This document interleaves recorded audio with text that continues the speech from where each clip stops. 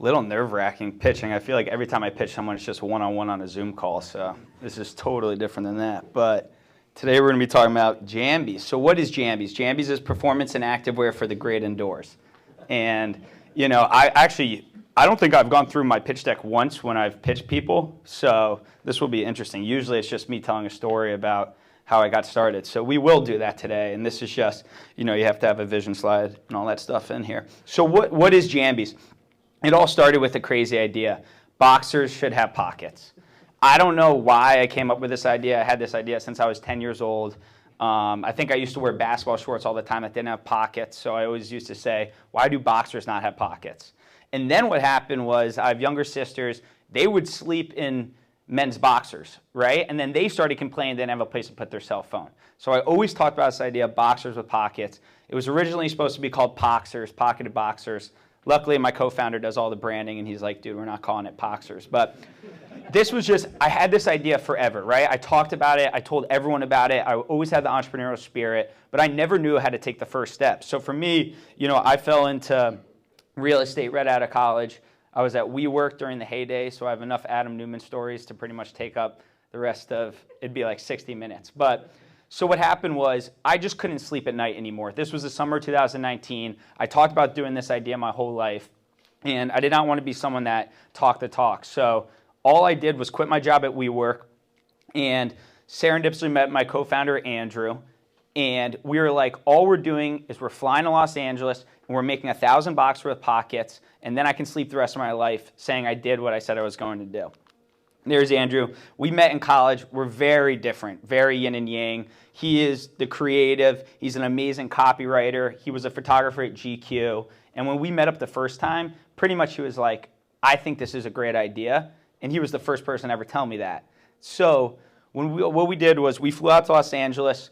We got $1,000 worth of pockets made. We slept on couches for about a month. We launched October 1st, 2019, so we just turned 4. And that's when all the magic happened. We had no vision. We didn't raise any money. We maxed out both our credit cards to launch those first 1,000 pairs. But what happened was everyone started calling us after. And they were like, when I get home from work or I get home from school, I switch out of my work clothes and I put my jambys on, and it's jambys time. And we were like, oh, damn, okay. That's the magic moment we're building this company around, right? Like, at all these activewear companies, Lululemon and Nike, they spend so much time in R&D dollars making the best activewear or running shorts. And what do you do more? Sit on the couch or run? So that was the whole philosophy. Like, let's create, I mean, and half of that is fun, but we're also like, you spend way more time in your loungewear. And it's kind of funny, like me wearing all jambys out. I really don't like, I like wearing regular clothes, and then when I get home, I put my jambys on, and when you put your jambys on, you don't have to check your work email anymore. That's what we're building, right? Then, you know, just kind of going through the opportunity, that was our whole pitch. Is like we come up with everything from the fibers to the end product. And when I say we, it's not really me and my co-founder. My superpower has been going to get the best people in the world and paying them really well to give us their best ideas. And for me, what it was when we first started, how many people, especially in the clothing industry, everyone has an idea and no one does anything about it. Like, we literally slept on the factory floor, shipped out those first 1,000 pairs. Then we moved all our production down to Mexico. Then COVID hit, and I was illegally smuggling jambys across the border so we could ship it before Christmas. So because I was doing all that effort, that gave me the chutzpah to reach out to the fabric innovation, the guy who ran all fabric innovation at Lululemon. And what he did was, I was like, I'm going to pay you a lot of money. You don't have to do any work. Just tell me every one of Lululemon's factories and tell us what fibers we should use. And that was kind of the snowball that started, right? We paid him really well. We treated him really well. So he connected us to the person that led all leggings development at Lululemon. And she connected us to her 2 favorite designers at Nike that did all Rogers Federer stuff at Nike Tennis. And that's what we did the first 3 years of this company, was just focus on product and product innovation.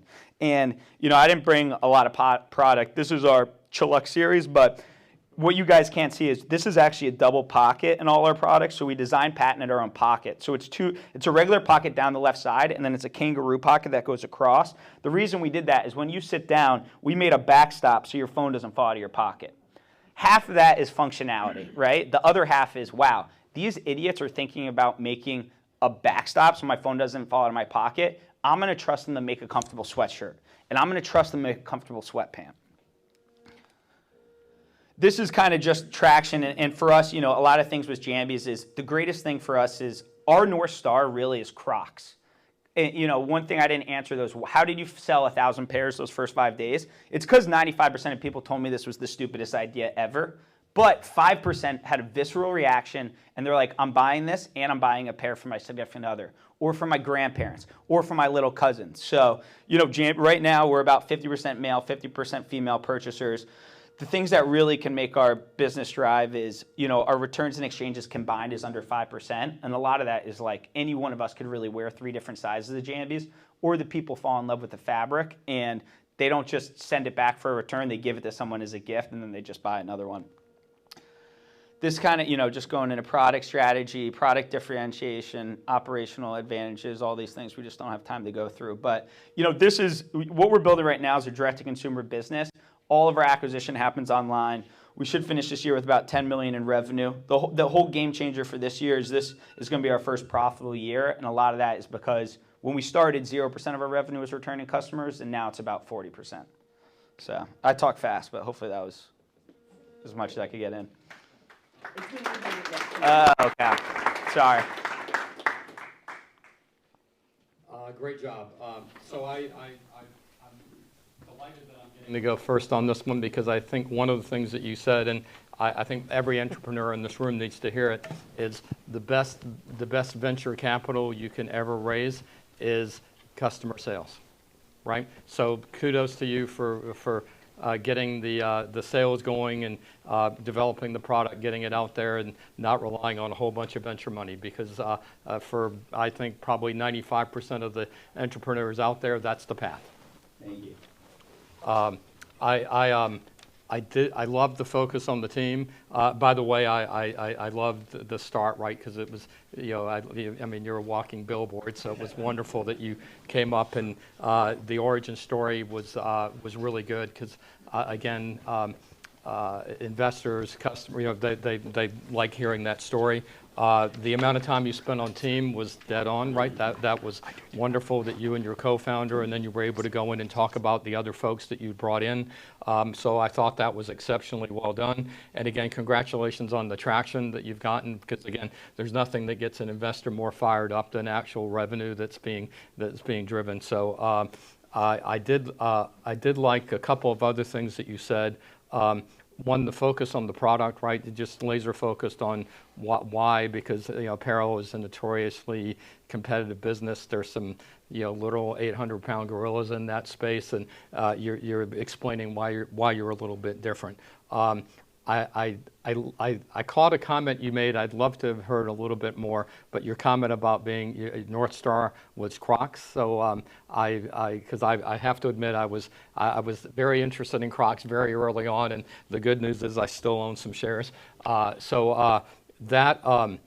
would love to have heard a little more about that. But again. Wonderful presentation. You met the time requirements. Your revenue numbers are pretty incredible. And I really don't have much in the way of other comments because just very well done. Thank you. And it helped you going second because I would not have spent that much on team even though I know that. There you go. So, I mean, I'll start with if the entire point is to get a meeting, like, you nailed that. Like, I don't invest in this space, but I'm even like, if he's asking for investment, I might take a meeting, right? Like, even as a personal investment or something. I like the branding. I like the origin story, right? I like the focus. I mean, just what I saw of the team strikes me as being like dead on, you know, the focus on bringing people in, the immediacy to get sales and customer validation and that feedback loop. So it's like everything in there. I'd say if we're gonna critique things, it's like, you got 6 minutes, right? We skipped through a whole bunch of the information that I generally want to see in a basic pitch, which I'm guessing we would dig into on that next meeting, right? So that's that fine line between what's the point of what you're doing up here. So I think there's a lot of stuff that's missed that I don't still understand. I mean, I think the reason I wouldn't necessarily be super inclined to do apparel is just challenge of distribution. What is truly unique and defensible about what you're doing? Do you have a supply chain advantage? Like, I understand you got this person from Lululemon and they told you about the fabrics they were using in the factories, but in essence, that just tells me at best you're at parity with another company, right? So like, what are you doing that's like, so maybe you came out of the gates and there's this rabid fandom and people are like super jazzed about it.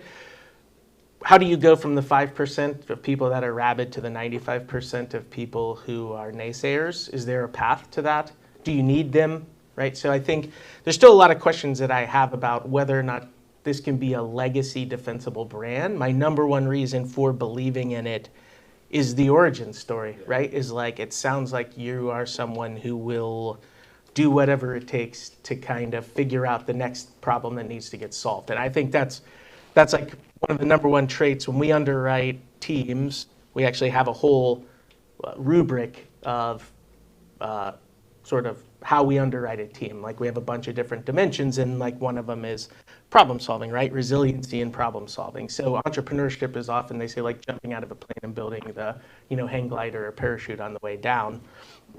And a lot of the story that you've told thus far falls in that, right? Like, we're just going to go build 1,000, and then next we're going to go hire, we're going to find the person at Lululemon, and then we're going to move on to these next things. And so my biggest belief is that the story that you told me makes me think that you have this like resiliency and problem solving capability. My second meeting would be very centered around, how do you fit in the market today? Where are you truly differentiated? How do you maintain that moat over time? I guess we do have some minutes. Yeah. So I'd love maybe dig in a little bit on that. I'd love to understand that. Definitely. Great questions. And thank you guys both for the comments. So that's the hardest question to answer, right? I think it's like the answer is build a brand.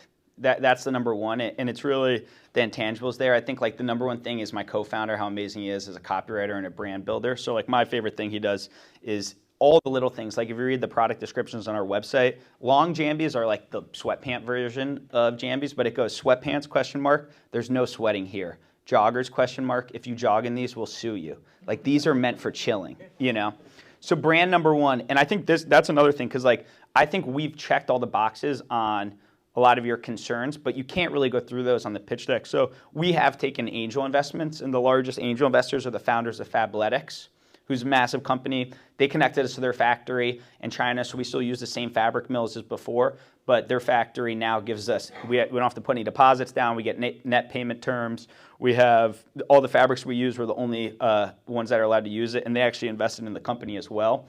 So we are tied to one factory, even though we are making in Vietnam and Turkey as well, but it's great that we kind of have that competitive advantage of like, the Fabletics founders gave us their backing, so this factory took us way earlier than they would have normally taken a brand. And then my whole thing is, what I am so excited about Jambys is it's not Nike or Jambys, it's Nike and Jambys. And that's what, like, everyone's like, oh, why can't you just wear Nike sweatpants? It's like, Nike's telling you to just do it. They can't just tell you to just don't do it. But also, even if they did, like, I think there's so many things we're doing and all the products we're coming out with. Like, we made basketball shorts, but we call them watching basketball shorts. So what we did is we used our Jambys fabric, we made a soft liner on the inside, and we put our double pocket. So I think unfortunately, there's not like it's the secret sauce of we're going to be faster than them. Like our whole thing is we come out with these new products. So every new product we launch, like the Chilux series, we only launched about 2,000 of them. And our advantage now is like we have 200,000 emails. We need less than 1% of that population to buy our products without spending anything on marketing. Then we get feedback and we look at the velocity at how fast that product sold. And our whole thing is like, let's take little bullet shots, and then when a product works like the Chilux, then we can double down the next time. So we're like able to take all these risks because we're so small, and we came up with the Chilux in like a week. That's what's nice about being a small team. Trying to think if there's anything. Well, do you have an ask?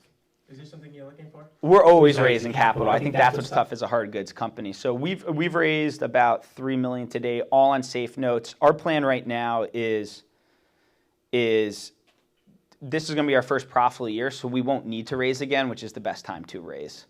Yeah. How much do you want to raise? Like a relatively decent size round? That's what's tough. I think I think I think we do. We do want to raise a $5 million round because even though I showed you the whole production team, it's still just me and my co-founder. We don't have any other employees. So, and all those people are global. So we're just bursting at the seams. But it's tough too because, I mean, as probably a lot of people have seen, the direct-to-consumer, all the companies have done horribly. So it's impossible to raise, which means we'd get a terrible valuation. But also, that also what gets me excited because who's going to be our competition the next 2 years because no one else can raise. So it's kind of that fine line where we might just not raise at all, or we might go raise this round because I feel like we have an opportunity, kind of like a Crocs has, where like this is a completely unisex brand that your little cousin and your grandparents can wear, and I don't really think anyone else is going after that.